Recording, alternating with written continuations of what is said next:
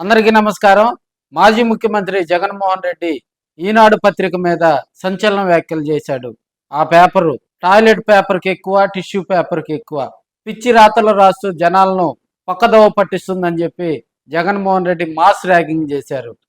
SECI ఒప్పందం గురించి జగన్మోహన్ రెడ్డి గారు ఈరోజు జరిగినటువంటి మీడియా సమావేశంలో మాట్లాడుతూ, అప్పుడు ఈనాడు రాసినటువంటి కొన్ని పేపర్ క్లిప్పింగ్స్‌ను కూడా ఉదహరిస్తూ జగన్మోహన్ రెడ్డి గారు చేసినటువంటి మాస్ ర్యాగింగ్ నేడు ఆంధ్రప్రదేశ్ రాష్ట్రంలో కూడా చర్చనీయాంశం అవుతుంది.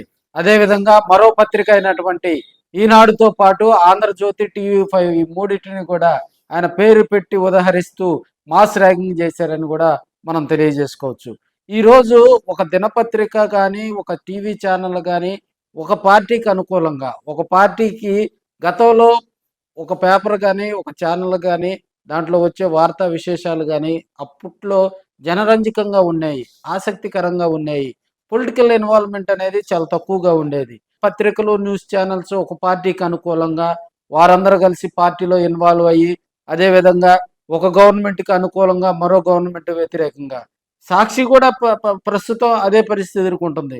ఇప్పుడున్న పరిస్థితుల్లో కూడా ఈనాడు పేపర్ మీద జగన్మోహన్ రెడ్డి గారు చేసినటువంటి వ్యాఖ్యలు సంచలనంగా మారాయి. మరి సెకీ ఒప్పందం గురించి మాట్లాడుతూ, లిక్కర్ స్కామ్ గురించి మాట్లాడుతూ జగన్మోహన్ రెడ్డి గారు కొన్ని సంచలన విషయాలు తెలియజేయటం జరిగింది. ఇప్పుడున్న పరిస్థితుల్లో కూడా 2024లో అధికారం కోల్పోయిన తర్వాత కూడా ఈ 2 పేపర్లు జగన్మోహన్ రెడ్డి మీద ముప్పేట దాడి చేసినాయని కూడా తెలియజేసుకోవచ్చు.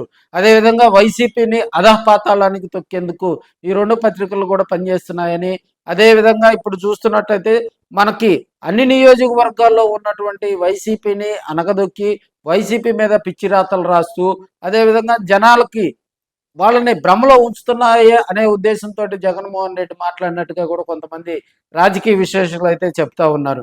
మరి సాక్షాత్తు ఒక ప్రెస్ మీట్లో ఒక 2 పత్రికలను టార్గెట్ చేస్తూ జగన్మోహన్ రెడ్డి గారు మాట్లాడినటువంటి మాటలు కరెక్టేనా?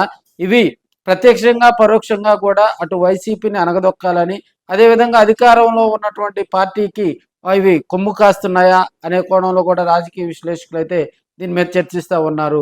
సో జగన్మోహన్ రెడ్డి గారి మాటలు మీకు మీకు ఏ విధంగా తాకాయి అనేది కూడా మీరు కామెంట్ రూపంలో చెప్పండి.